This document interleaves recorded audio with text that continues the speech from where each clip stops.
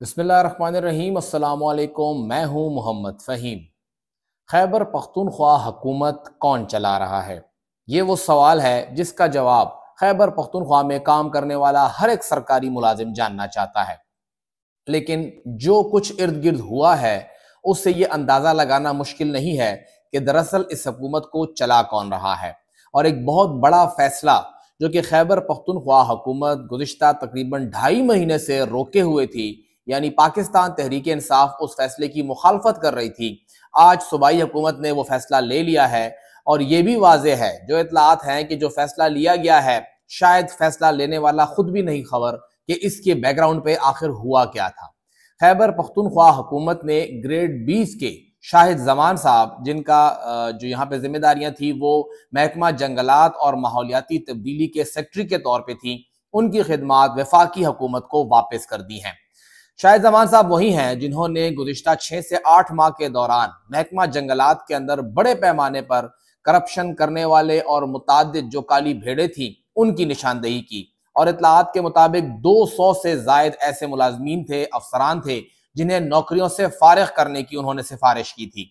उनके खिलाफ चार्जशीट और कार्रवाइयों के लिए तमाम इंक्वायरियां मुकम्मल करके सूबाई हुकूमत को भेजी जानी थी, लेकिन उन्हें ओहदे से हटा दिया गया है। शाहिद जमान साहब ने इस अपने महकमा जंगलात के अंदर खुद से पहले तैनात अफसरान और वहां पर मौजूद अफसरान के खिलाफ बड़े पैमाने पर कार्रवाई की। मखनियाल हरिपुर का जो इलाका है, उस इलाके को बचाने के लिए उन्होंने पूरी कोशिश की। हर तरह का प्रेशर उनके ऊपर आया, हर तरह का प्रेशर, लेकिन उनके साथ सूबाई हुकूमत खड़ी रही और उन्होंने वो प्रेशर बर्दाश्त किया। जो टेम्बर माफिया था, उनके साथ जो अफसरान मिले थे, मुलाजमीन मिले थे, उन सब की निशानदेही की, उनके खिलाफ कार्रवाई की। महकमा जंगलात की अराजी को कब्जा माफिया के सुपुर्द करने वाले अफसरान और मुलाजमीन के खिलाफ बड़े पैमाने पर कार्रवाई की गई, लेकिन आखिर में क्या हुआ, उन्हें ओहदे से हटा दिया गया। ये मामला तकरीबन आज से 3 से 4 महीने कबल शुरू हुआ, जब शाहिद जमान साहब को उनके मुखालिफिन एक बहुत बड़ा खतरा समझने लगे थे और उसी वक्त उन्हें ओहदे से हटाने का फैसला हुआ। लेकिन उस वक्त की सूबाई हुकूमत ने शाहिद जमान साहब को पूरा सपोर्ट फराहम किया और कहा कि उन्हें ओहदे से कोई नहीं हटाएगा। शाहिद जमान साहब को जुलाई के आखिरी हफ्ते में वफाकी हुकूमत ने कहा कि हमें इनकी खिदमात वापस कर दी जाएं, लेकिन सूबाई हुकूमत ने इनकार कर दिया कि नहीं, ये अफसर यहीं पे काम करेगा, इसको वफाक नहीं भेजा जाएगा। वफाक में इस वक्त तैनात एक इंतहाई अहम सेक्रेटरी, जो इनसे कबल पंजाब के चीफ सेक्रेटरी थे, शायद जमान साहब उनके साथ पंजाब में थे, उनके साथ उनका ठीक ठाक एक फड्डा चला आ रहा था। और वजह वही थी कि जब पाकिस्तान तहरीक इंसाफ पंजाब में एहतजाज कर रही थी तो उस सेक्रेटरी साहब ने उनके खिलाफ कार्रवाई की थी और शायद जमान साहब को पीटीआई का इंतहाई करीबी समझा जाता था। इससे कबल उन्होंने जहां जहां पर भी खिदमात अंजाम दी तो पाकिस्तान तहरीक इंसाफ उनके साथ थोड़ा बेहतर फील करती थी। और ये भी बताया जाता है कि इसी वजह से शायद जमान साहब की तरक्की जो थी वो ग्रेड 21 में ड्यू थी, लेकिन फेडरल गवर्नमेंट उन्हें वो तरक्की नहीं दे रही थी। बहुत सी वजूहात थी बहरहाल, लेकिन उसमें एक वजह यह भी थी कि खैबर पख्तूनख्वा हुकूमत उनके साथ एक अच्छा वर्किंग रिलेशनशिप कायम कर चुकी थी। लेकिन 25 जुलाई से लेके जो उनका वफाक वापस जाना था उसको सूबाई हुकूमत ने रोका हुआ था और अब 27 अक्टूबर को ठीक 3 महीने और 2 दिन के बाद उस फैसले के ऊपर अमल दरामद हो गया और वजीर आला खैबर पख्तूनख्वा, जाहिर बात है समरी पे उनकी अप्रूवल चाहिए होती है, उन्होंने अप्रूवल दे दी कि शायद जमान साहब को वफाक वापस भेज दिया जाए। इससे कबल के वज़ीर आला ने उन्हें रोके रखा हुआ था। अब शायद जमान साहब वफाक में कोई काम करेंगे या ओएसडी रहेंगे वो तो वक्त ही बताएगा, लेकिन कम से कम उनके जाने के बाद ये फैसला जरूर हो जाएगा कि जो 200 ज्यादा अफसरान थे अब उनके खिलाफ कोई कार्रवाई नहीं होगी और ना ही इन काली भेड़ों की कोई भी निशानदेही की जाएगी। इस वक्त सबसे बड़ा चैलेंज आ रहा है वो ये आ रहा है कि वज़ीर आला तन तनहा पूरा सूबा चला रहे हैं। उनके इर्द गिर्द 10 से 15 लोगों की कोई ऐसी काउंसिल भी नहीं है जो कम से कम उन्हें तकनीकी उमूर के ऊपर कोई गाइडेंस दे सके, कोई मशवरा दे सके, एडवाइजरी दे सके। जिस महकमे के अंदर जो कार्रवाई करनी है, जो फैसला करना है, जो इकदाम उठाना है, उससे मुताल्लिक वो साबिक वज़रा और मुशीर के साथ भी राब्ता नहीं कर रहे हैं कि आपके महकमे का ये मामला है, इस मामले में मैं क्या करूं, किस तरह आगे बढ़ाऊं। ये एक मुश्किल सूरत हाल है जो कि इस वक्त मोहम्मद सोहेल आफरीदी के सामने है। ठीक है, वो काबीना ना बनाए, लेकिन अपनी काउंसिल तो बना सकते हैं जो कि उन्हें मुख्तलिफ उमूर के ऊपर एडवाइस कर सकती है।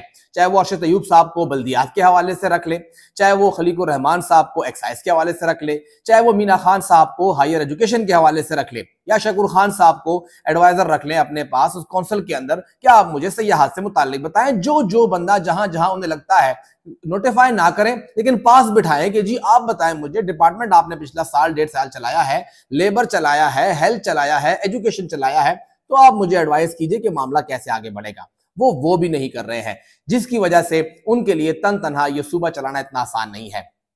जब अली अमीन गंडापुर साहब ओहदे से हटे और सुहेल आफरीदी ओहदे पे आ रहे थे, इस दौरान एक और कार्रवाई भी हुई। इंसाफ डॉक्टर फोरम के कई सरकर्दा डॉक्टर्स को एंटी करप्शन की जानिब से नोटिस जारी किए गए, सवालनामे जारी किए गए, और ये सब कुछ बहुत ही निचले लेवल पे हुआ, यानी ऊपर की हरारे की बिल्कुल खबर ही नहीं थी कि अंदर चल क्या रहा है।